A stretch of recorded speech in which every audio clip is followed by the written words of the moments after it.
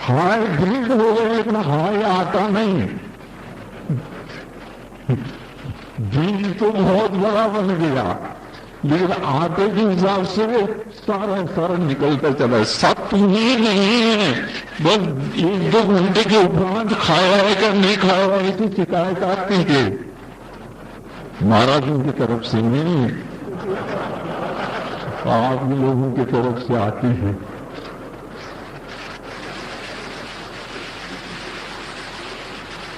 इसीलिए तो आप लोगों के लिए भोजन करने के लिए 2 बार कहा, फिर भी मानते नहीं। हमारे महाराज कैसे मानते हैं? जो चतुर्थ काल में 1 बार कहा था, अभी भी 1 ही बार खाते हैं। आप लोग नहीं मानते।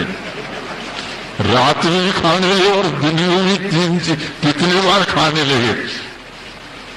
आपकी बात सुनकर के महाराज लोग शिकायत करें तो क्या करेंगे हम भी। कई लोग कहते हैं महाराज हम तो मुनि बनने के लिए तैयार हैं लेकिन कम से कम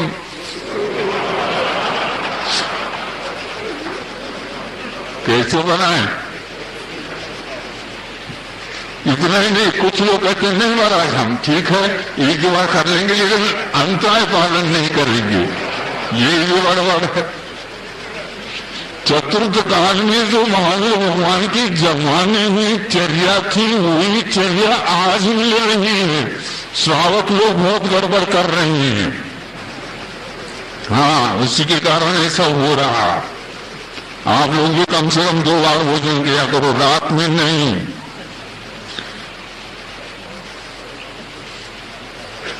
एक व्यक्ति ऐसे आए थे, महाराज हम दिन में 1 ही बार खाते हैं। इसका अर्थ रात में तो खाते होंगे। उन्होंने ये कहा कि महाराज मैं भी आपके समान दिन में 1 ही बार खाता हूं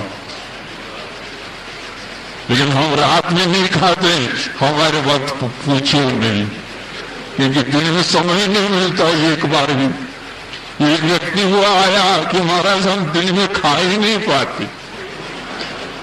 ये स्थिति है आप लोगों की, व्यवस्थित करो।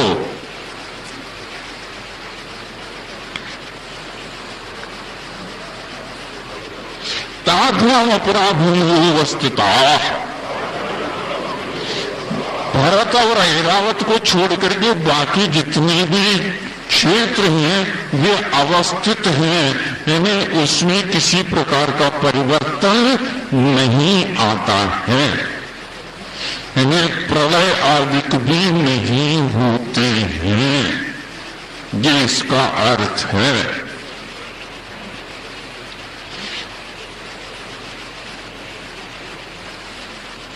एकद्धि त्रिपल्योगम स्थितियो हयमुवत हार्य वर्षक दैव कुर्वकाः।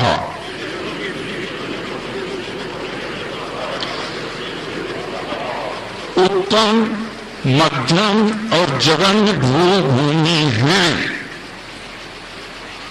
उनमें 1 पल्योपम, 2 पल्योपम और 3 पल्योपम, जघन्य, मध्यम और उत्कृष्ट में ये आयु हुआ करती है। जघन्य में 1 पल्योपम है, मध्य में 2 पल्योपम है और उत्कृष्ट में, उत्तम में 3 पल्योपम आयु है। 1 कोष, 2 कोष, 3 कोष की काया है और नील वर्ण और शंख वर्ण और कनक इन्हें चीन पट्ट वर्ण, इस प्रकार क्रम से इनके कायों के वर्णन है। और 4 भुक्ति के बाद भोजन करते हैं जघन्य भूमि में। 6 भुक्ति के बाद इन्हें एक प्रकार से 2 बेला में उतरते हैं और उत्तम भूमि में 3 दिन के बाद उठते हैं, आहार करते हैं। क्या कहा? भूमि का अर्थ नहीं, बहुत सारे भोग उगते हैं। आप लोगों को पैसा ज्यादा आया तो ज्यादा बार भोजन करेंगे, खाएंगे कैसे महाराज जी? इसीलिए तो पैसा आया तो खाए। ज्यादा खाना एक प्रकार से वेदना का प्रतीक है। बहुत बार भोजन करने वाले रईस में नहीं माने जाते हैं। उनको बहुत दुख रहता है, इसलिए बार बार खाते हैं। जो संतोष रहते हैं, सुखी रहते हैं, निराकुल रहते हैं, वो कम खाते हैं। लेकिन आज हिसाब किताब ही अलग निकाला जाता। हाँ, ये विदेश काला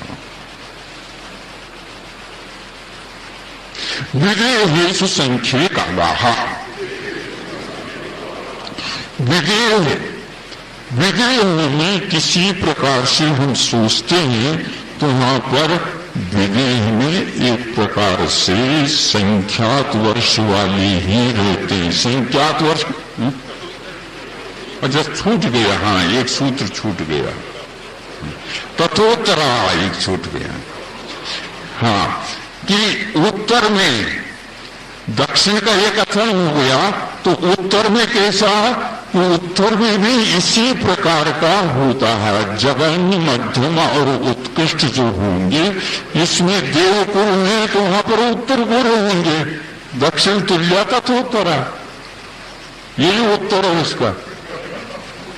यथा प्रश्न तथा उत्तर। विधि संख्या का लाहा,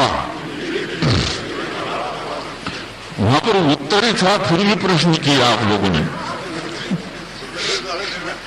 विधि संख्या का लाहा, विधियों में संख्यात वर्ष ही होते हैं। देखो, जगन्य भूमि में एक पल्ली की आयु थी, अब इसके उपरांत विधि में संख्यात वर्ष वाले ही रहते हैं। संख्यात वर्ष का अर्थ यह है कि उत्कृष्ट रूप से पूर्व कोटि वाले ही रहते हैं, इसी को संख्यात बोलते हैं। पूर्व कोटि के बाद एक समय डाल देंगे तो उसको हम असंख्यात वर्ष वायु वाले मानेंगे, ये एक उपलक्षण मात्र है। असंख्यात वर्ष वाले कैसे होंगे एक समय डालने से, चूंकि वो भूमि वाले कहलाएंगे, इसलिए वो कर्म भूमि वाले नहीं कहलाएंगे। विधि संख्या काला, संख्यात काल कहने से कुछ लोगों का कहना सारे के सारे वहां पर पूर्व कोटि वर्ष वाले होते हैं, ऐसा नहीं समझना। दूसरी बात यह है कि विज्ञान में कई लोगों की धारणा है वहां पर 500 धनुष वाले ही होते हैं। नहीं, यदि 500 धनुष वाले ही होंगे तो बोने कौन होंगे?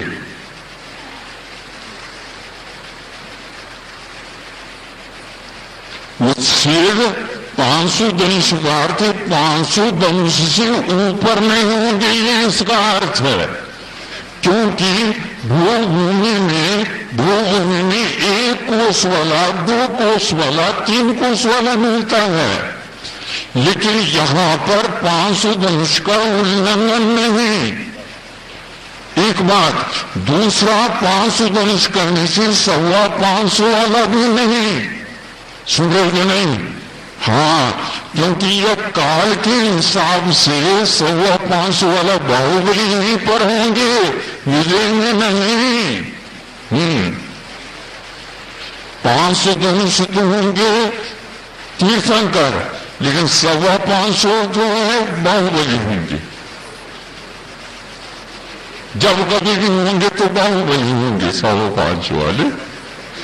एक सबसे तीर्थंकरों में नहीं होंगे। यह अवसर पुनीजी इत्यादि के अपेक्षा से विकल्प बनता, इसलिए 500 धनुष जो कहा गया वह केवल 500 धनुष का उल्लंघन नहीं है, इस अपेक्षा से कहा है। लेकिन सारे 500 धनुष वाले होते हैं ऐसा नहीं। हाँ, जैसे मान लो कोई 8 वर्ष अंतर मुहूर्त में मुक्ति पा जाएंगे, उनको 500 धनुष कहां से लाएंगे? इसमें थोड़ी विकास हो जाता है जल्दी जल्दी। आज के विज्ञान के हिसाब से हाइट का जो बढ़ना होता है वो 30 वर्ष तक चलता है। 30 वर्ष के बाद वो रुक जाएगा। 30 वर्ष तक यदि हाइट बढ़ता रहता है तो वह चौड़ाई नहीं बढ़ती, और उसमें सत्व भी नहीं रहता, घुटता नहीं वो शरीर जब बढ़ता रहता तब, फिर बाद में सशक्त हो जाता। ये हिसाब है। इसलिए 500 धनुषी होते हैं ऐसा नियम नहीं लगाना। भरत श्री स्कंभो जम्बू दिवसे नोत्स्यत भागा है। जम्बू द्वीप का 190वां हिस्सा विस्तार वाला भरतखंड होता है ऐसा कहा। पहला जो बताया था 526 और 6/19 योजन प्रमाण, तो वह एक प्रकार से उसको पृथक रूप से बताया, किंतु जम्बूद्वीप की थाली रखो और भरतखंड की जो एक नक्शा में एक लकीर खींच दो तो कितना हिस्सा हो जाता है। तो जम्बूद्वीप का वह 190वां हिस्से में भरतखंड का विस्तार आ जाता है। ये दूसरी तरफ से बताया, यानी इतना हिस्सा भरतखंड को मिला है जम्बूद्वीप में। दोबारा नहीं कहा, किंतु इसका क्या रूप होता है बताया। 90वां हिस्सा वीरघात की खंडे। अब देखो जम्बूद्वीप के उपरांत लवणोगी, फिर इसके उपरांत धातकी खंड का नंबर आ जाता। धातकी खंड में जो कुछ भी वर्णन मिलेगा आपको डबल वर्णन मिलेगा, डबल जो उसकी रूपरेखा बनेगी। जो जम्बूद्वीप में हमने आपके सामने विस्तार बताया और कहां पर क्या क्या है ये बताएं, उसी प्रकार धातु खंड में डबल व्यवस्था मिलेगी। पुष्करार्ध, पुष्करार्ध में भी ऐसा ही है। पुष्कर अर्ध तो किया कि धातु खंड के बराबर ही पुष्कर में व्यवस्था है। पुष्कर वैसे द्वीप तो बड़ा है, लेकिन उसके बीच में मानसोत्तर पर्वत आया है। उस मानसोत्तर पर्वत बीचों बीच में है, उसके कारण पुष्कर द्वीप जो है आधा विभाजित हो गया। जो इस ओर है उसमें धातु खंड में जैसे डबल व्यवस्था दी गई है उसी प्रकार इसमें व्यवस्था है। जैसे समझ लो, हम समझ लें कि जम्बूद्वीप में 7 क्षेत्र हो गए, धातु खंड में 14 क्षेत्र होंगे, पुष्कर के आधे में 14 क्षेत्र होंगे। सभी क्षेत्र कितने हो गए? 35 हो गए होंगे। 14 14 28 28 और 7 35 हो गए ना। तो 35 हो गए। 35 में अब विदेह में दीन कुरु और उत्तर कुरु ये 2 व्यवस्थित और भूमियां हैं, तो इसके 10 और मिला दो तो 45 हो गए। 45 में 15 कर्म भूमियां निकाल दो, बाकी जो शेष रह गए 30 भूमियां हो जाती। ये व्यवस्था 2.5 द्वीप के अंतर्गत आपको दी गई है। इसके अलावा और कुछ नहीं मिलेगा। यहीं पर मुनि महाराज भी रहते हैं, बाहर नहीं जाते, यहीं पर रहते हैं। उनका विहार क्षेत्र यहीं पर है। प्राण मानसोतुरान मनुष्याह। हाँ, इस पुष्कर द्वीप में एक मानसोत्तर पर्वत है, और वो मानसोत्तर पर्वत कहां पर है इसके बारे में थोड़ा सा हम सोच लें कि हम अब ये जान चुके हैं जम्बूद्वीप के बीचों बीच में मेरू पर्वत खड़ा है नावी के तुल। तो वहां से हम पूर्व की ओर चले या पश्चिम की ओर चले, कहीं भी चले, या उत्तर की ओर चले या दक्षिण की ओर चले, किसी ओर भी चले, इससे कोई मतलब नहीं। आपको ये 2.5 गीत तक कितना विस्तार हुआ? 45 लाख योजन प्रमाण विस्तार 2.5 गीत का बताया गया। और मेरे पर से चलेंगे तो 22.5 लाख योजन प्रमाण जानना, इतना ही ना। वहां पर जाकर के, वहां पर जाने के उपरांत इतना पूर्ण नाप लो। बहुमध्य भाग कहा है। बहुमध्य भाग का अर्थ यह है कि यह पूरा पूरा मध्य भाग से थोड़ा सा और जले जाओ। फिर बाद में प्राक कहा, वहां पर मानसोत्तर पर्वत है, उसको हम टच नहीं कर सकते, उससे बाहर भी नहीं जा सकते। प्राक मैंने उसको विधि में नहीं लेना, उसके हम किसी प्रकार से हाथ नहीं लगा सकते। मनुष्य लोग इस ढंग से व्यवस्थित इसको कर देना, इसके लिए बोलते हैं प्राक मानसोत्तरान मनुष्य। यदि आंग रखते भाषा के हिसाब से तो वह मानसोत्र के इस भाग को भी हम ले लेते, लेकिन ऐसा नहीं। जब कभी भी आप जमीन खरीदते हैं, जमीन खरीदने के उपरांत आपने दीवार खड़ी कर दी। दीवार खड़ी करने के उपरांत वो कहते हैं, भैया हमारी जमीन के ऊपर आप दीवार नहीं खड़ी कर सकते। नहीं कहो, नहीं, हम तो जमीन ऐसे रखेंगे, आपके हमारे दीवार के ऊपर भी आप कुछ नहीं रख सकते, अपनी जमीन के ऊपर भी नहीं कर सकते दीवार। इसलिए कभी कभी गलियां छोड़ दी जाती हैं, छोड़ते हैं ना। उसी प्रकार प्राक ये विशेषण लगाया तो आप मानसोत्तर को छू नहीं सकते। इधर ये व्यवस्था करिए आप। ये इसका अर्थ है प्राक विशेषण से। टीकाओं में बहुमध्य भाग कहने से ये है, बीचों बीच कहते हैं, मध्य कह देते हैं। बहुमध्य भाग का अर्थ थोड़ा सा छोड़ करके, पूरा पूरा यहां से लेकर के 45 योजन अथवा 42.5 लाख योजन तक आप चलिए, उतना सारा सारा यह लोग जिसको बोलते हैं वो हो जाता। इससे एक और निकलता है, ये मनुष्यों के लिए ही उस ओर नहीं जा सकता। तिर्यंचों के लिए कोई निषेध नहीं और न ही देवों के लिए कोई निषेध है। इसी प्रकार जिस मानसोत्तर पर्वत से बाहर भी कोई जा सकता है इनके अलावा, तो वह रिद्धिधारी मुनि महाराज, वो कौन से रिद्धिधारी? आहारक शरीर बनाने वाले जा सकते हैं, क्योंकि वह आहारक शरीर के साथ नहीं जा सक रहे हैं, किंतु ये आहारक शरीर के साथ जा सकते। उस रिद्धि की अपेक्षा से हम कर सकते।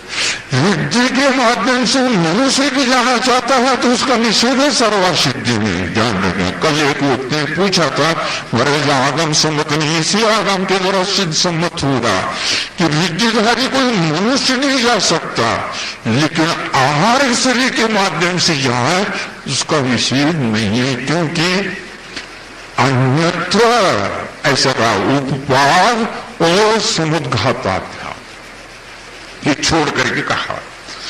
एक बात और रह गई थी, उनके प्रश्न के लिए और संतुष्ट नहीं है, तो संतुष्ट करने के लिए एक और चिंतन किया गया है कि प्राण करके आहारक वृद्धि के माध्यम से मुनि महाराज शंका समाधान के लिए ही जाते हैं और असंयम से बचने के लिए जाते हैं। जिसे शंका समाधान करना है तो कैसे करें? आहार शरीर के द्वारा तो असंयम से बच जाएगा और चला जाएगा। 2.5 गीत के बाहर कोई सूत केवली मुनि महाराज या तीर्थंकर नहीं है तो कैसे जाएंगे? इसलिए जिनके यहाँ 2.5 प्रमाण नरलोक प्रमाण ही आज शरीर का स्पर्शन का क्षेत्र बताया तो सब पेशा से ठीक है।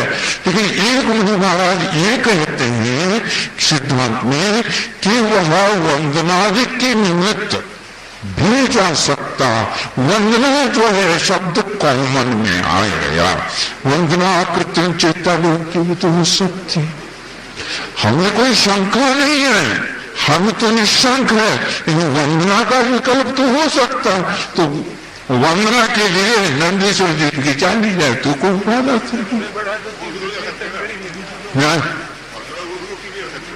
देखो, वंदना के विकल्प कहना हो सकते। यहाँ पर मनुष्य जीवन में रहे किसी मनुष्य को नंदीश्वर देव के रचना का वंदन करने का सौभाग्य नहीं मिला।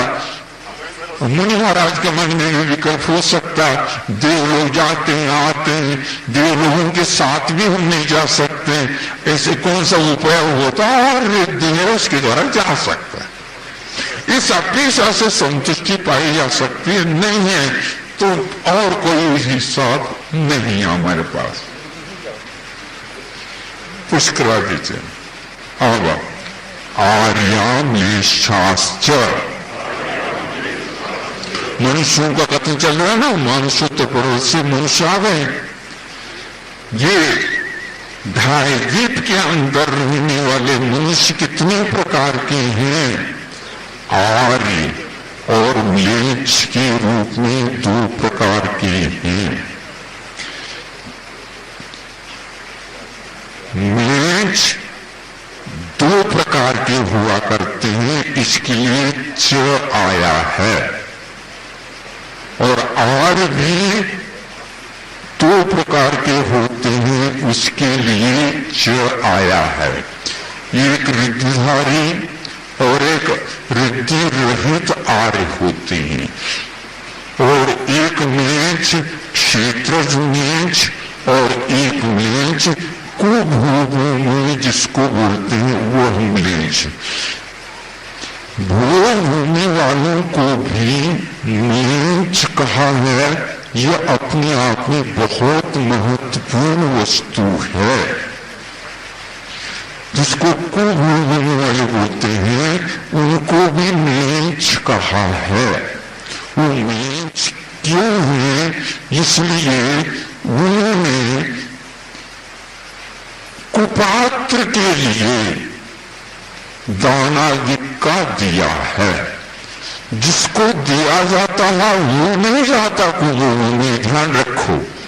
किंतु जो देता है कुपात्र को धान वो कुभूमि इत्यादि में चला जाता है। सत्पात्र को यदि दान देता है तेरी आयु कर्म को बंद होता है तो वह उत्तम भूमि, मध्यम भूमि, जगन भूमि इत्यादि में चला जाता है। तो आर्य रिद्धिधारी और रिद्धिधारी से शून्य 2 प्रकार के होते हैं। जो रिद्धिधारी होता रिद्धिधारी से रहित होता है वो कितने प्रकार के? 5 प्रकार के ऐसा बताया। एक क्षेत्रार्य होता है, एक जात्यार्य होता है और एक चारित्रार्य हो जाता है और एक कर्मार्य होता है और एक दर्शनार्य होता है। इस प्रकार की ही आरोग्य क्षेत्रार्य तो उस क्षेत्र में जन्म ले लिया सबके सामान जो वो भी क्षेत्रार्य हो गया। जात्यार्य जाति के अनुसार जो माँ के उसके हिसाब से देखते हैं तो वो जात्यार्य माने जाते हैं। और कर्मार्य कर्म करते हैं उसके माध्यम से असीम से कृषि वाणिज्य शिल्प विद्या ये 6 कर्म होते हैं, इसकी अपेक्षा से होते हैं। और चारित्रार्य जो परंपरा से जो चारित्र का पालन करते हैं वो चारित्रार्य होते हैं। दर्शनार्य वो होते हैं जो वस्तुतः वस्तु के स्वरूप को समझ करके श्रद्धा करके आदि आदि होते हैं, ये दर्शनार्य कहलाते हैं। रिद्धिधारी जो आर्य होते हैं वह 6-7 रिद्धि जो को होते हैं। बुद्धि रिद्धि है, विक्रिया रिद्धि है, तप रिद्धि है, बल रिद्धि है, रस रिद्धि है, औषध रिद्धि है, अक्षिण रिद्धि आदि आदि रिद्धियां होते हैं। उनकी अपेक्षा से भी वो आर्य कहलाते हैं। म्लेच्छ 2 प्रकार के, एक क्षेत्रज म्लेच्छ होते हैं, ये शबर है, शक है, पुलिन है इत्यादि। ये क्षेत्रज म्लेच्छ माने जाते हैं जो 6 कर्म करके ही रहते हैं, किंतु जो म्लेच्छ खंड में रहने वाले कुभूमि वाले हैं वो तो भूभूमि वाले माने जाते हैं, उनके पास कोई कर्म नहीं रहता। वे जो कल्पवृक्ष कामधेनु इत्यादि के माध्यम से हो जाते वो भी म्लेच्छ में आ जाते हैं। एक बहुत विचारणीय प्रश्न है कि भूभूमि के साथ म्लेच्छ शब्द लगा हुआ है। ये ऐसा नहीं कि म्लेच्छ है और ये जिस किसी को म्लेच्छ कहा जा रहा नहीं, उनके लिए कहा गया है।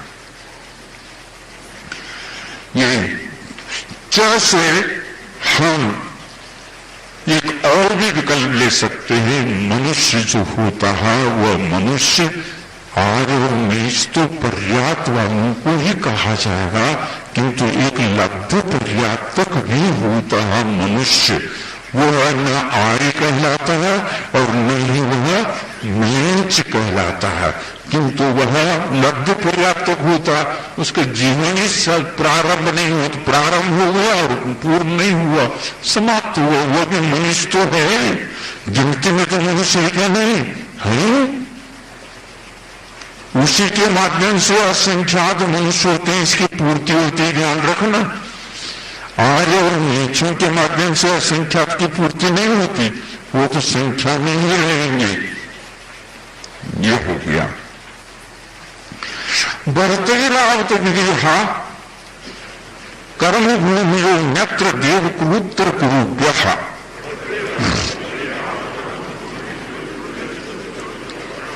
भरत, ऐरावत और विदेह ये कर्म भूमियां मानी जाती हैं।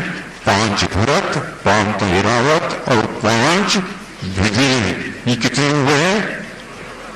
कर्म भूमियां 15 जिनमें संतों का विस्तार रहा। ये अन्यत्र क्यों कहा? विदेह मात्र में कर्म भूमि नहीं, किंतु विदेह में उत्तम भूमि के जो उत्तर कुरु और देव कुरु के नाम से 2 भूमियां हैं, उनको छोड़ करके जो 15 भूमियां आ जाती हैं वो कर्म भूमि में आ जाते हैं। निस्तुति परावरे त्रिपल्योमांतर मूर्ते। हाँ, अब देखो चूंकि कर्म भूमि का यहां पर संपर्क आ गया, इसलिए यहां पर सामान्य रूप से अंतर्मुहूर्त मनुष्य का आयु हो सकता है और उत्कृष्ट भी चाहते हैं तो 3 पल्लूपन हो सकता है। पुनः क्यों कहा इन्होंने? पहले तो 3 पल्ली कहा ही था, लेकिन चूंकि हम पूरे मिला करके कर रहे हैं, इसलिए भूमि के लिए 1, 2, 3 पल्लूपम आयु उत्कृष्ट बताई थी, जघन्य, मध्यम और उत्कृष्ट में, फिर भी पुनः यहाँ पर 3 पल्लूपम इसलिए कहा। 3 पल्लूपम सामान्य रूप से मनुष्य की उत्कृष्ट आयु होगी और अंतर मुहूर्त चूंकि इसमें कर्म भूमि में आएगी जुड़ गए, इसलिए अंतर मुहूर्त की भी हो सकती है। फिर ये गुण जाना चाहिए। इसी प्रकार त्रियंचों के भी हिसाब है। त्रियंच में भी उत्तम, मध्यम, जघन भूमि में जा सकते तो उनकी उत्कृष्ट 3 पल्लूपम आयु रहेगी और जघन्य से अंतर मुहूर्त भी रह सकती है। इस प्रकार ये 3य अध्याय आपका समाप्त। जीवतत्व के बारे में खगोलीय वर्णन देखने को मिलेगा। आज भौगोलिक वर्णन जो भूगर्भ से ही संबंध रखता है, एक एक्सेप्शन अलग वस्तु होती है। तो रत्न शर्करा वालु का पंख धूम तमो महातम प्रभा भूमयो घनाम्बुआकाश प्रतिष्ठा सप्तादूर।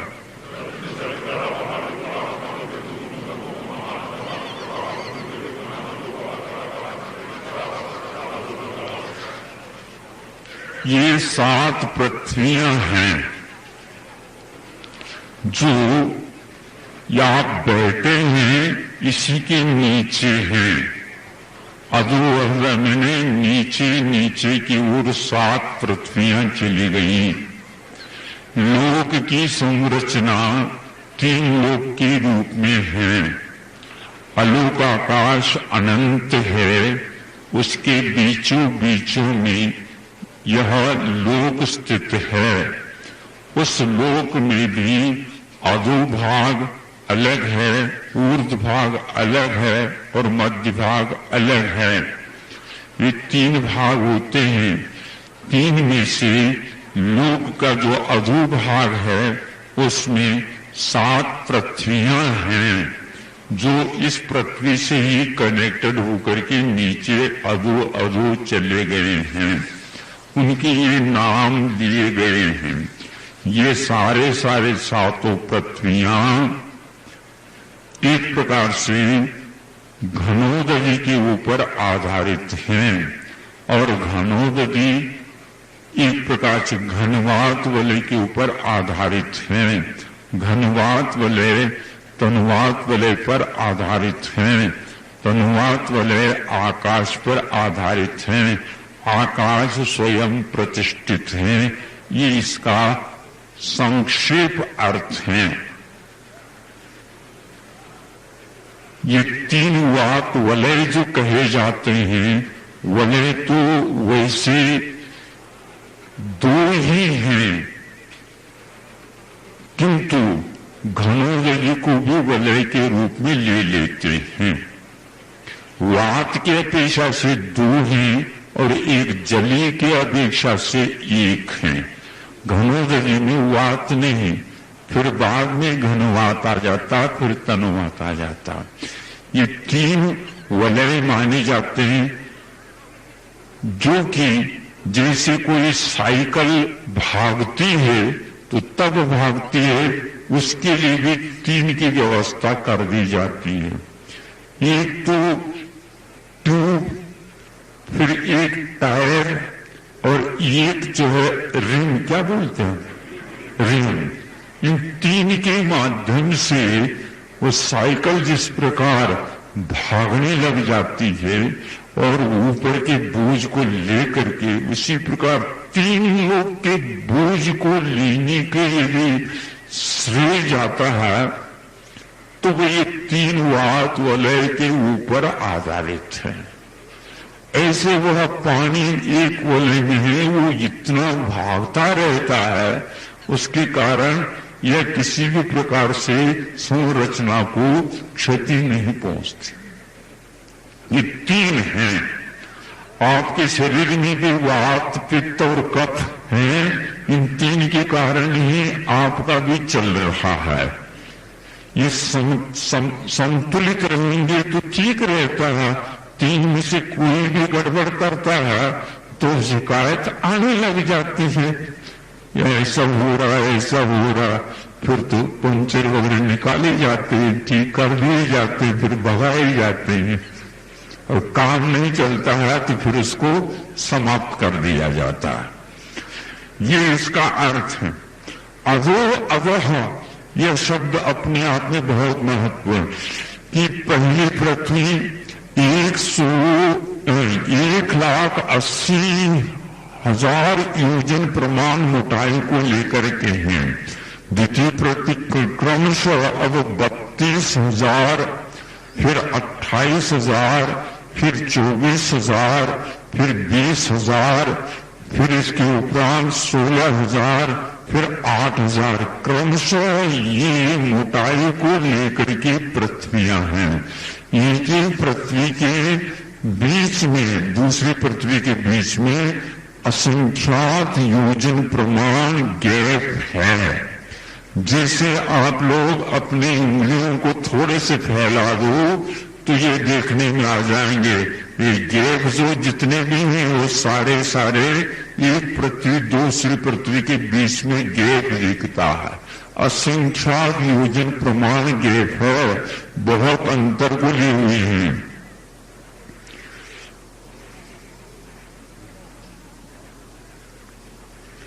तासु त्रिंशत् पंचविंशति पंचदश दशक त्रिपंचोनेक नरक शत सहस्राणि पंचैव यथाक्रमम्।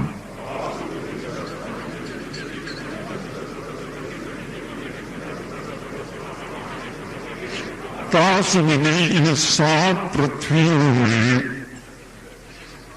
नरक की संख्या अब बताते हैं। ये नरक भूमि है, ये नरक की संख्या, नरक की संख्या कितनी है? पहले में 30 लाख, दूसरे में 25 लाख, 15 लाख, 10 लाख और 3 लाख और 5 लाख, 1 लाख में 5 कम और फिर 5। इस प्रकार ये 7 पृथ्वियां हैं। 7 में इस प्रकार 84 लाख नरक हैं, पृथ्वी 7 हैं। ये 7वीं पृथ्वी यहां से लेकर के नीचे जाएंगे तो 6 राज्य प्रमाण पूर्ण हो जाता है। फिर इसके उपरांत एक राज्य और है जिसमें नारकी नहीं रहते, किंतु वह अकलंक देव ने उस पृथ्वी का नाम कलंकला रखा है। ये कलंकला नाम वाली जो 8वीं पृथ्वी नीचे है, ये 7 तो ये पृथ्वी हो गई, फिर वह 8। इस प्रकार 8 मिलकर के 7 राज्यों प्रमाण अधोलोक में दक्षिण और उत्तर में हमेशा 7 तरफ 7 राज्यों का विस्तार है इस लोक में, अधोलोक में। और पूर्व और पश्चिम के नीचे तो 7 राज्य प्रमाण विस्तार है और ऊपर ऊपर मध्यलोक तक जो आ जाते हैं, जो 7 राज्य हो जाता है, वहां पर ये 1 राज्य प्रमाण रह गया है। घटता घटता घटता घटता आ जाता, जैसे आप दीपक चिमनी होती चिमनी, उस प्रकार चिमनी के आकार वाला नीचे रहता है और ऊपर तक आता आता आता 1 राज्य प्रमाण रह जाता। इस अधोलोक में 84 लाख नरक हैं और 7 पृथ्वी हैं। ये व्यवस्था है। इन नरकों में वे नारकी रहते हैं।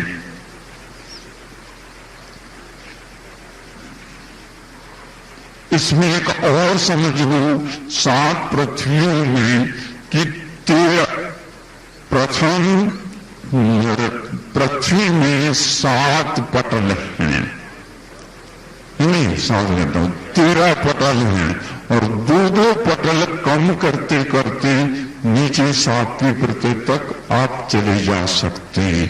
ये पटलों की व्यवस्था कैसी है, ये नरकों की व्यवस्था कैसी है? तो नरक जितने नगर जैसे बसते हैं उसके अनुसार है, किंतु पटलों की व्यवस्था उस नगर के भीतर रहने वाले जो मंजिलों की व्यवस्था उस प्रकार है। तो एक नरक दूसरे नरक से कॉलोनी जैसे बसे हुए उस ढंग से है, लेकिन पटलों की व्यवस्था मंजिलों के अनुसार है और वो एक दूसरे से कनेक्टेड हैं।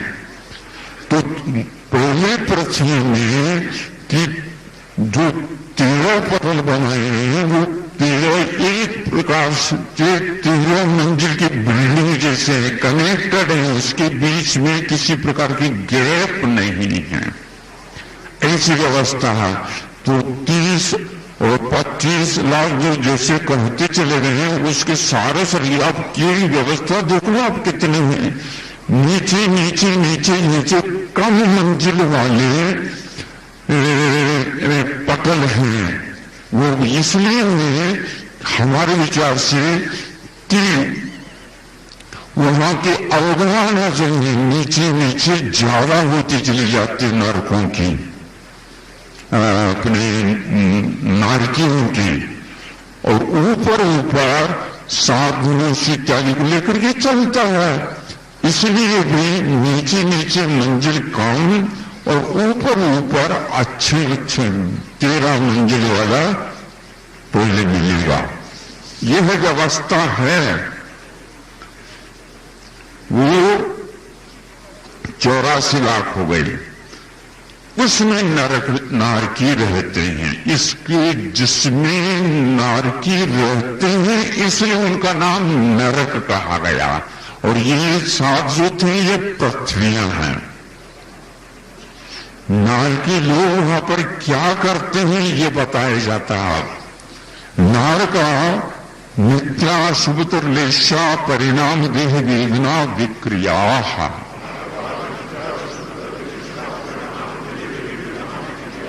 वे नारकी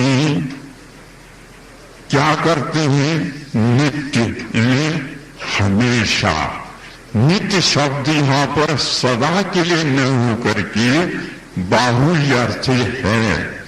जैसे अभिक्षण के लिए कहते हैं, अभिक्षण का अर्थ हमेशा नहीं, तो उसकी वृत्ति बहुतायत को लेकर के होती। उसी प्रकार यहां पर भी नित्य कहने से हमेशा हमेशा नहीं है, वहां पर भी लेशों का परिणामों का अंतर तो होता रहता है, लेकिन फिर भी बहुल्य जो है यही रहता है। नार का नित्य हमेशा में बहुलता की दृष्टि से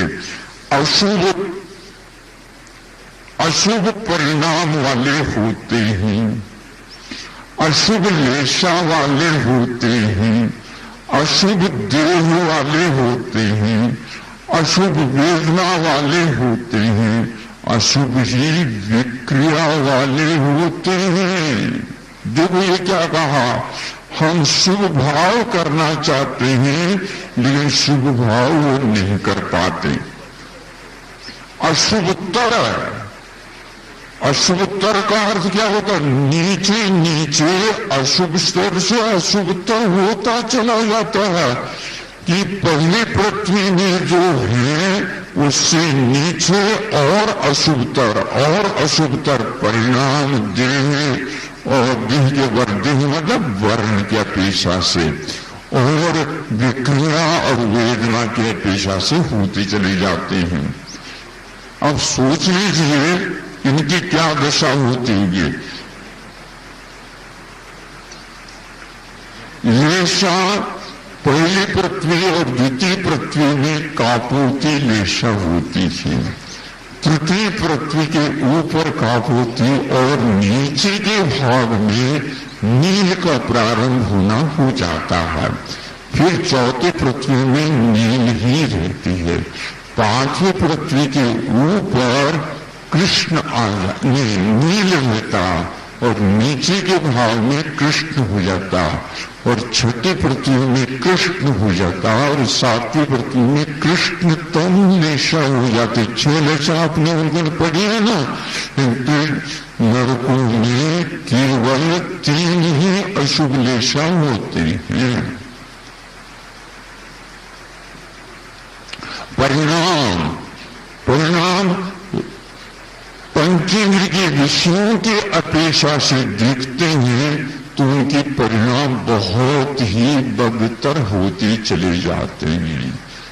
शब्दों की अपेक्षा से देखते हैं, रूप की अपेक्षा से देखते हैं, बहुत ही अशुभतर परिणाम इनके हो जाते हैं। 5 इंद्रिय के लिए ऐसे कोई विषय अच्छा नहीं मिल रहा, सुनने के लिए भी परिणाम ठीक नहीं है, खाने के लिए तो कुछ मिलता नहीं, मिलता है तो उसका क्या परिणाम है? मिट्टी नहीं, जहर जैसे मिट्टी मिल जाती, खारा खारा जिसको बोलना चाहिए, ऐसी दशा होती है।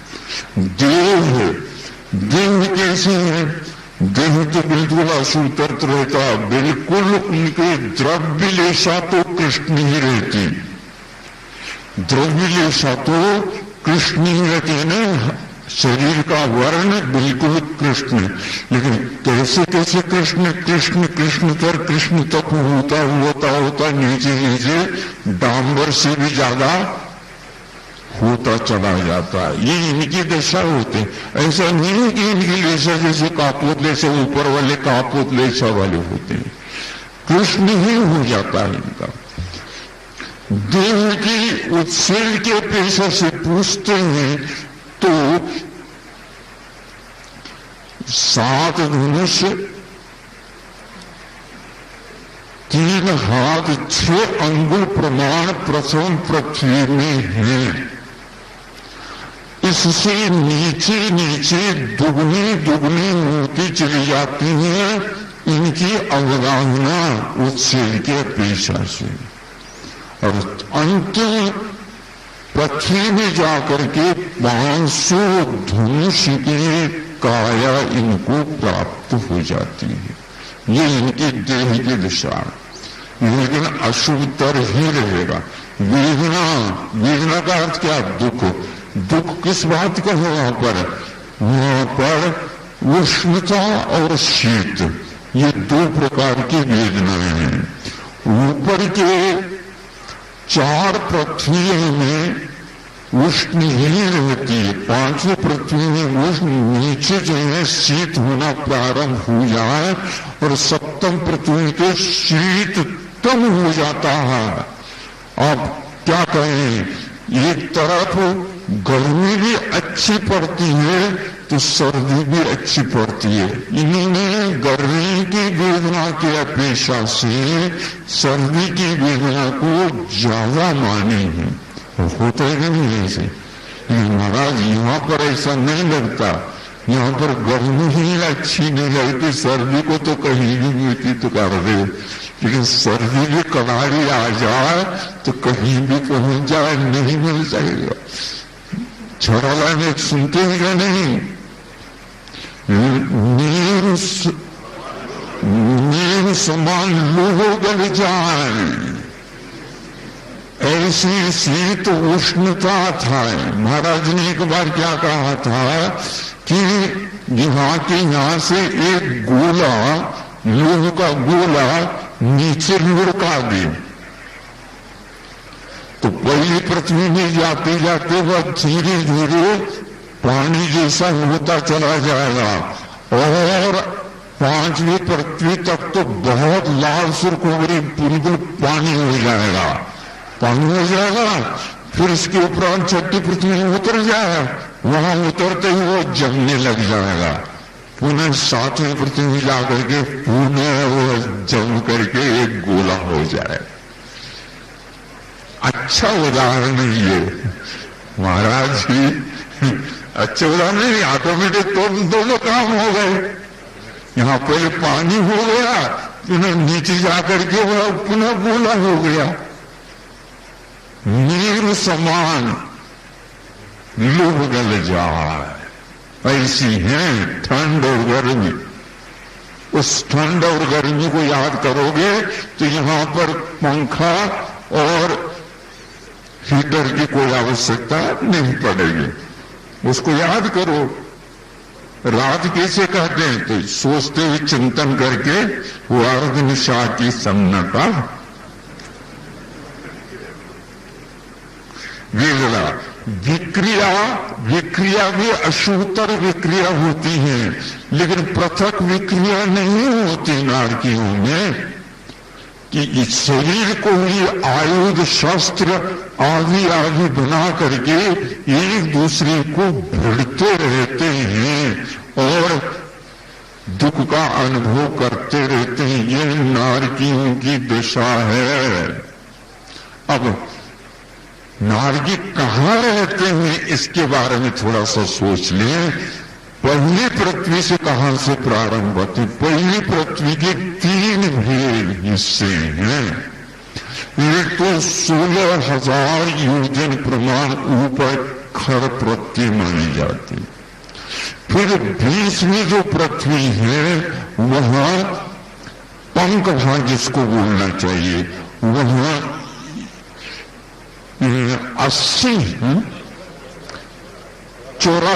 84,000 यूजन प्रमाण की है। 84,000 और वह 16 कितने हो गया? 100 हो गया। अब वह रह गया 80,000 नीचे वा। अब बहुल भाग जिसको बोलते हैं उसमें जो है नारकी रहना प्रारंभ हो जाते हैं। बाकी ये 2 पृथ्वी जो है ये इसमें नहीं रहते। इसमें देवलोक भुवनवासी और वंतरों के आवास इत्यादि को मिल जाती। इस ढंग से इसकी व्यवस्था। लेकिन आपके इस पृथ्वी से ही कनेक्टेड अब 2 भाग हैं नीचे। आप लोग भी रत्न प्रभा पृथ्वी के ऊपर ही बैठे हैं। आप लोगों का संपर्क नारकियों के पास बहुत है, देवों की अपेक्षा है। यद्यपि देवों के पास भी संपर्क है, लेकिन पृथ्वी के हिसाब से देखते हैं तो तीसरी मंजिल पर आप हैं तो पहली मंजिल पर उनका चालू हो जाता।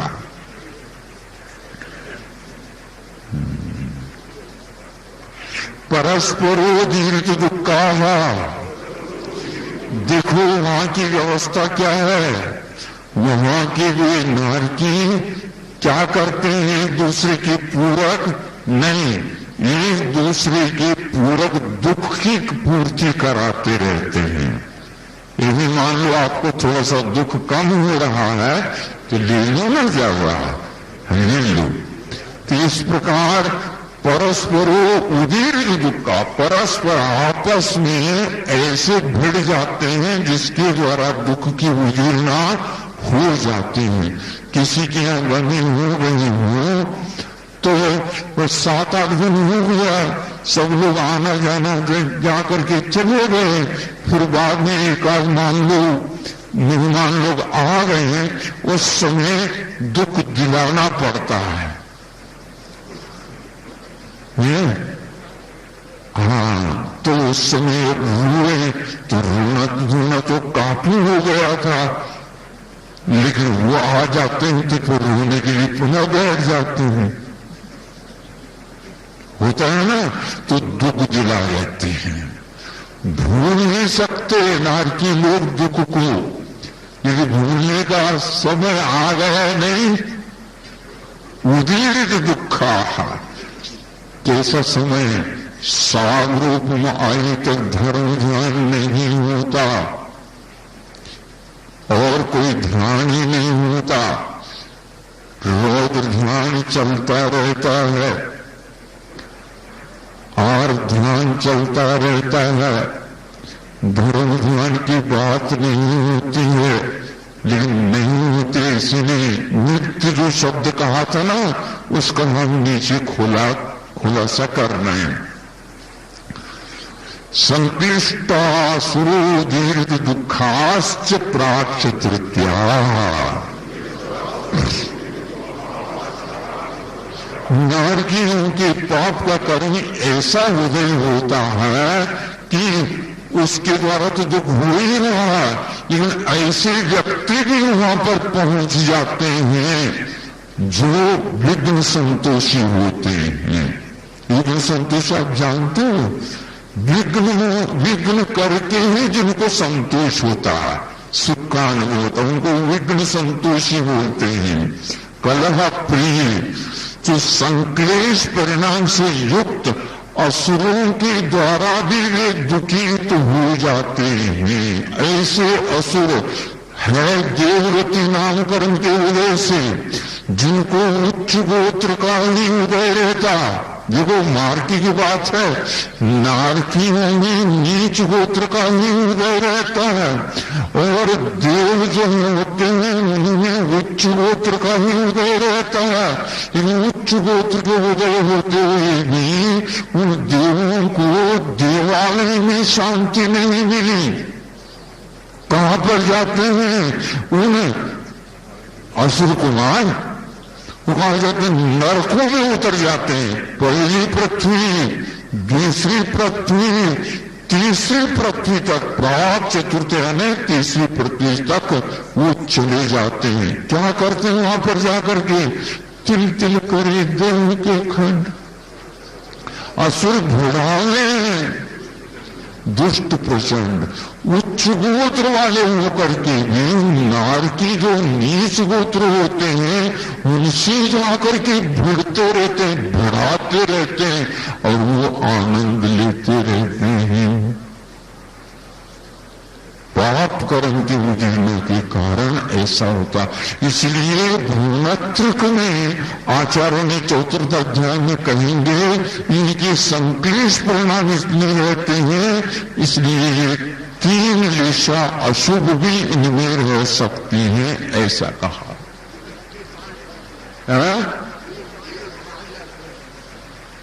कहा जाते नहीं, देव मर के जाएंगे, नारकी तो नहीं हो सकते वो, लेकिन एक इंद्री तक हो सकते हैं, ऐसा है उनका हिसाब। नारकी तो नहीं होंगे, देव मर करके नारकी नहीं होंगे, नारकी मर करके देव नहीं होंगे, दोनों तिरंज और मनुष्य होंगे, ये भी बात है। ऊपर वाले भी बीच में आएंगे, नीचे वाले भी बीच में आएंगे और फिर मुलाकात होगी यहां पर भी। हाँ। अब देखो, इनके द्वारा भी नारकी लोग बहुत दुखी हो जाते हैं। 6 शब्द दिया, 6 शब्द नारका नित्या जो कहा था, नित्य कहा था, उसके लिए एक शब्द समझ आ जाता। नित्य का अर्थात बाहुल्य अर्थ है, तो कुछ बहुलता रहती, कुछ तो धर्म होगा तो कहते हाँ होगा।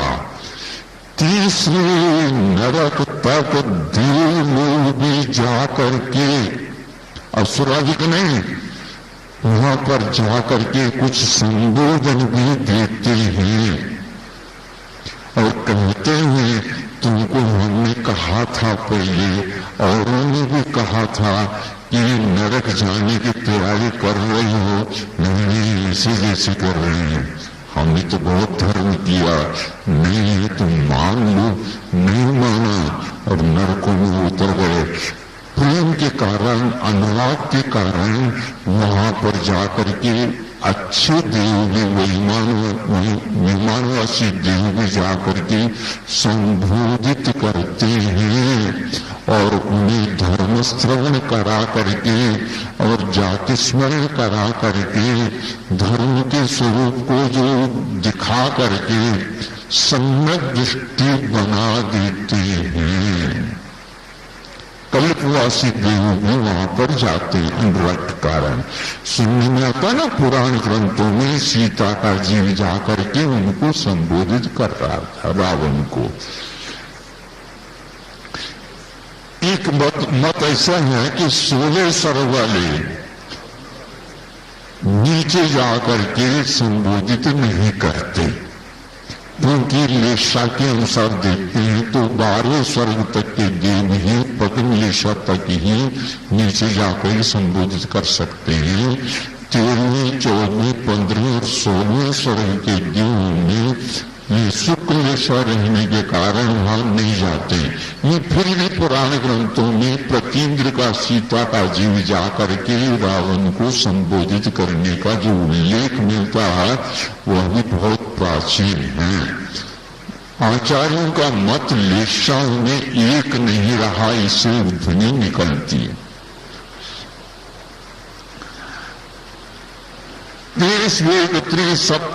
10 सप्तदश 22 33 सागरूपमा सत्वानां परास्थिति है।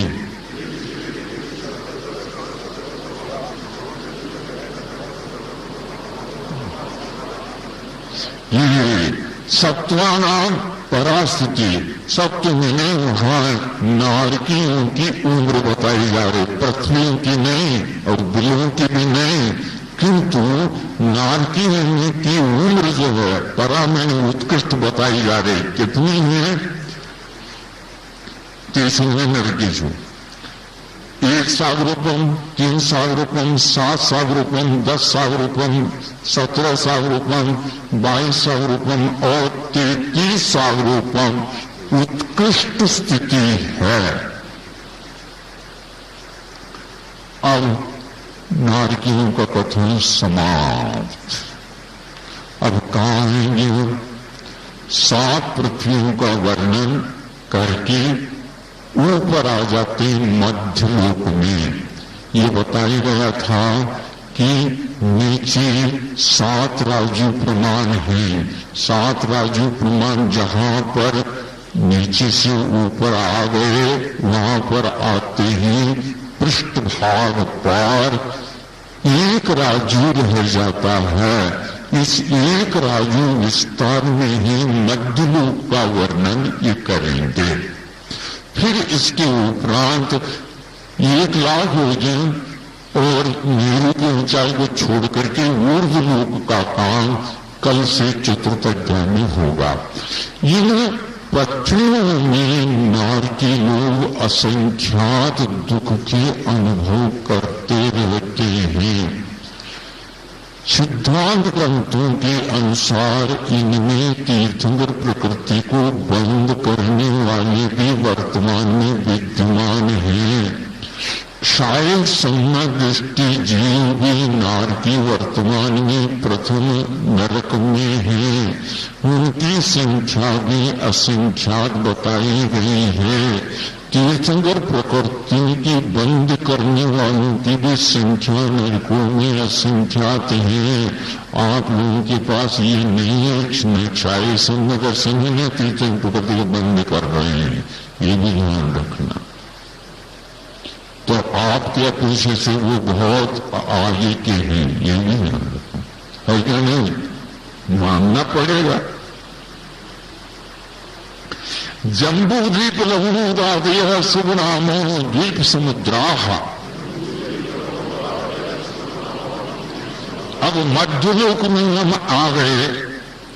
यहां की व्यवस्था क्या है?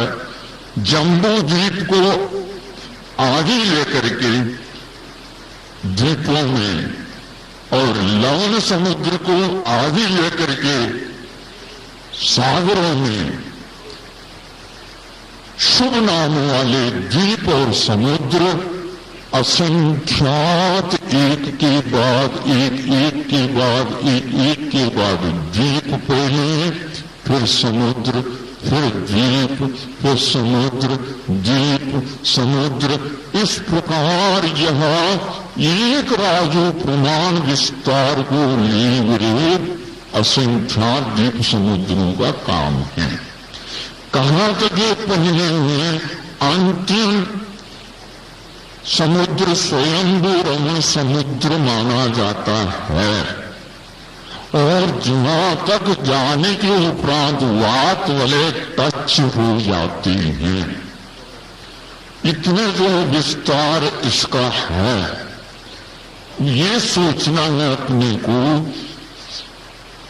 इस तत्वा सूत्र के अनुसार, तत्वा सूत्र के ऊपर जो टीका लिखी है उसके अनुसार ये द्वीप और समुद्रों का क्रम अंतिम तक वहां पर जाकर के द्वात वलय तक जाकर के टच होकर के समाप्त हो जाता है। वीरसेन महाराज जी धोलाने कहते हैं कि नहीं, स्वयं रमण समुद्र के उपरांत भी असंख्यात योजन प्रमाण भूमि है विद्यमान रिक्त, ऐसा उनका कहना है। मन में आप खींच लो क्या हो रहा है, कितना है ये हो गया। अब वो वर्णन करना प्रारंभ करते हैं। दुर्विष्कंबाः पूर्व पूर्व परीक्षितो वलयाकृतया।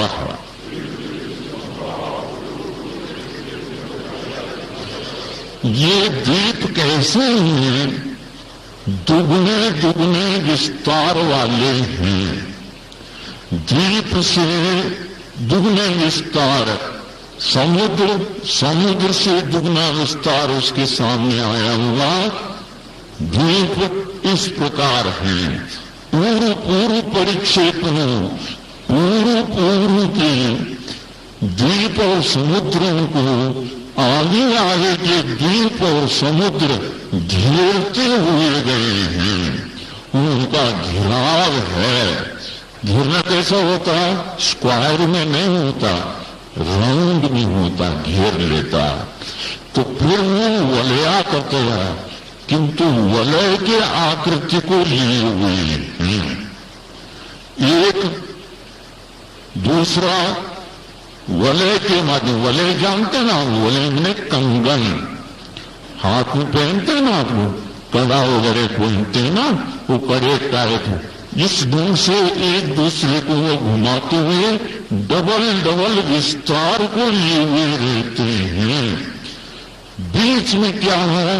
बीच में समुद्र है कि द्वीप है? पहले तो द्वीप मिलेगा, उस द्वीप का कथन आप करते हैं।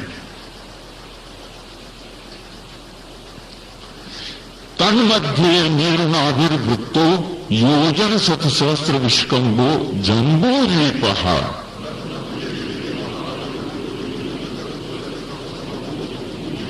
इन द्वीप और समुद्रों में बीचों बीच में जम्बू द्वीप पैदा रहता है। वो कैसे है? मेरुनाभिर, उसके नाभि के स्थान पर मेरु खड़ा है। जैसे आपके शरीर में नाभि, उसी प्रकार जम्बूद्वीप के बीचों बीच केंद्र में मेरु पर्वत खड़ा हुआ है। वृत्त है। जम्बूद्वीप कैसा है? गोल है। कैसे? थाली का आकार वाला है।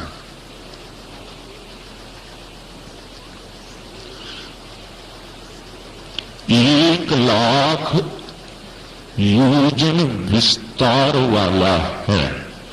विस्तार शब्द प्राय करके विष्कंभ के लिए भी आता है, विष्कंभ से विस्तार के लिए भी आता है, और कभी कभी चौड़ाई के लिए भी आता है। नहीं समझे? लेकिन यहां पर 1 लाख यदि चौड़ा ले लेते हैं तो अपने आप ही बहुत प्रकार के व्यत्यास आ जाते हैं। इन्होंने विष्कंभ कह करके छोड़ दिया। 1 लाख विस्तार है तो लंबाई क्या? लंबाई कुछ नहीं। जहां कहीं भी देखोगे तो आपको 1 लाख योजन प्रमाण विस्तार ही मिलेगा। इसको थाली के बराबर वृत्ताकार बताते हैं। ये बीच की व्यवस्था हो गई। अब आप अपने माइंड से देख लो, असंख्यात द्वीप और समुद्र इसके बाद हैं, तो इनकी संरचना कैसे होती है? शुद्ध चक्र मंडल विधान आप मानते हैं, कोई भी मानना मानते हैं, मुख्य रूप से शुद्ध चक्र मंडल विधान को लेकर के हम चलते हैं। पहले कितने आरोप चढ़ाते हैं? 8, तो बीचे बीचे जम्बूद्वीप में चढ़ा दो, हो गया। अब जो है उससे डबल विस्तार वाला आपके पास लगने लगी है। वो डबल विस्तार कैसे करेंगे?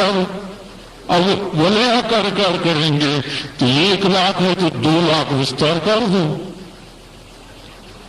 2 लाख विस्तार हो गया तो उसको घेर दो तो कितना लंबा हो गया? वो वलयाकार बहुत लंबा हो गया। दुगना जो दिया है वह पूरा वलय का नाम नहीं है, केवल विस्तार की अपेक्षा से। तो ये 2 हो गया।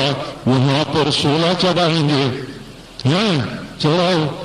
फिर बादाम नहीं चढ़ा सके, लवंग नहीं चढ़ा सके, वो तो बहुत रिक्त रह जाएगा। बड़े बड़े चढ़ाए होंगे। और सागर के इलाके बुंदेलखंड में जो है नारियल बहुत छोटे छोटे होते हैं, ऐसा नहीं चढ़ा सकोगे। हाँ, नारंगी के टाइप होते हैं, एक थैले में 1000 भी आ सकते हैं। ऐसे तो क्या कह रहा था? फिर उसके ऊपर विस्तार और बढ़ा दिया। 2 के बाद 4 लाख, फिर 4 लाख के बाद 8 लाख, इस प्रकार विस्तार करते करते असंख्यात द्वीप और समुद्र मिल जाएंगे। लेकिन उसका मांडना कैसे मान रहे हैं? गोल मध्ययुग कैसा सिद्ध हो गया? माइंड लगाओ, गोल सिद्ध हो गए ना। हाँ, स्क्वायर में नहीं, स्क्वायर में कोण आ जाते हैं, कोण आ जाते हैं तो अच्छा नहीं लगता। ये बिल्कुल कहीं भी रोकने की बात नहीं। तन्मध्य हो गया जम्बो जी, भरत ही रावत भरत हेमोत हरि विदेह रम्यक हैरण्यवत हैरण्यवतैरावत वर्षाः क्षेत्राणि।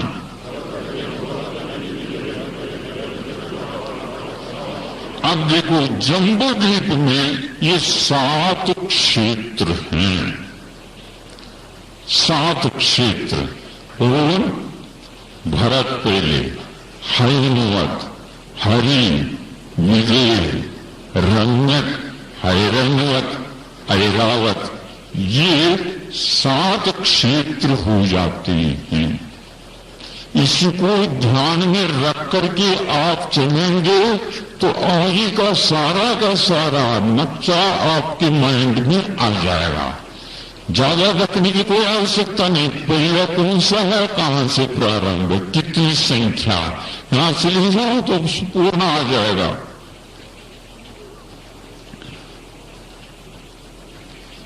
भरत और ऐरावत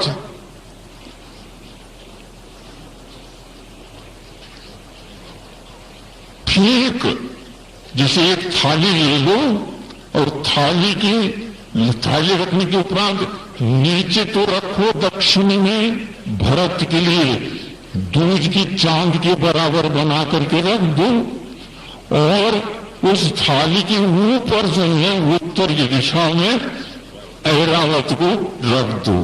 दोनों प्रमाण ही क्षेत्र वाले हैं, भरत और ऐरावत। ये कैसा आकार बन जाता है आप देखिए, थाली में दोनों तो आधा चंद्रम के समान, आधा चंद्रम नहीं, कोर के समान थोड़ा सा लग देना। इतना ही हिस्सा है भरत का जम्बू द्वीप में, बाकी सारे विस्तार हैं।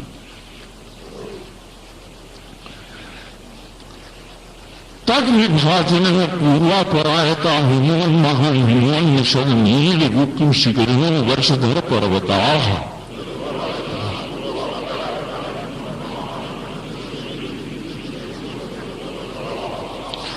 अब तद विभाजन, ये तद विभाजन जो शब्द है, एक प्रकार से जम्बो द्वीप को विभाजित करने वाली ये पर्वत हैं। पूर्व और पश्चिम की ओर यह लवणों को छूते हैं। इनके नाम ये है, 6 हैं। हिमवन शब्द है, महाहिमवन है, निषद है, नील है, रुक्मी है, शिखरी। ये 6 पर्वत हैं। वर्षधर का अर्थ पर्वत हो जाता है। इन 6 पर्वतों के द्वारा जम्बू द्वीप विभाजित हो जाता है, तो बीच में 7 क्षेत्र आ जाते हैं। 7 क्षेत्रों के द्वारा जम्बू द्वीप विभाजित नहीं, किंतु जम्बू द्वीप के विभाजन करने वाले ये 6 पर्वत हैं, ये विभाजक हो गए। और जम्बू द्वीप विभाज्य है और 7 क्षेत्र विभाजित हैं। ये इसका एक संक्षेपीकरण है। 6 पर्वत मिल करके 7 क्षेत्र के निर्माण करते हैं। 7 क्षेत्र के माध्यम से इसका विभाजन नहीं हुआ, पर्वतों के माध्यम से विभाजन हुआ जम्बू द्वीप का, और उसमें 7 क्षेत्र आ जाते हैं। ऐसा ही भी ले लेते हैं तो बीच का जो सूत्र है वह नीचे भी ला करके कर देते तो भी बहुत अच्छा ढंग से वर्णन हो सकता। अब इन पर्वतों के ऊपर कुछ तालावादी का वर्णन करते हैं। हेमार्जुन तपनी वैडूर रजत हेममया,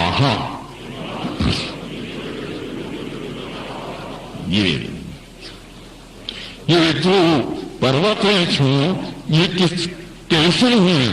हेम मैंने स्वर्ण के हैं, अर्जुन मैंने चांदी के हैं, तपनी मैंने तपे हुए सोने के फूल, वैडूर हैं, और रजत में पुनः चांदी के समान। हेम में मतलब इस प्रकार ये छाओं अपने अपने धातुओं को लिए हुए हैं या अपने रंगों को लेकर के हैं।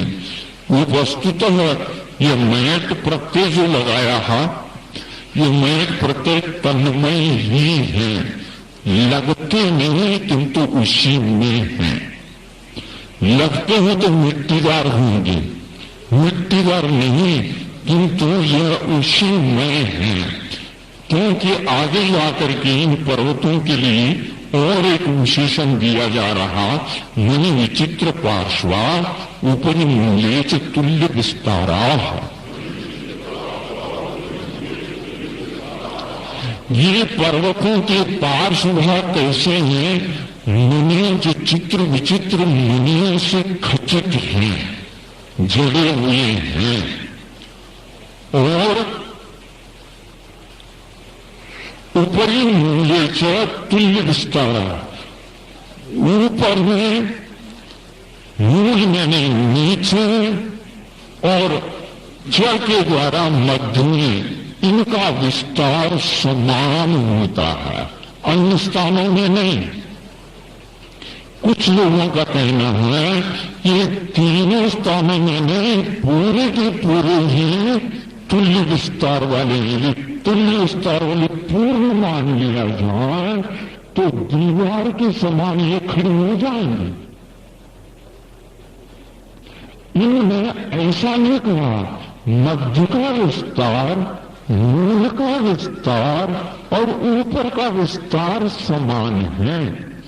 इन तीनों स्थानों पर समान विस्तार को लेकर के उपरांत भी बीच में जो स्थान रह जाता है उनमें अलग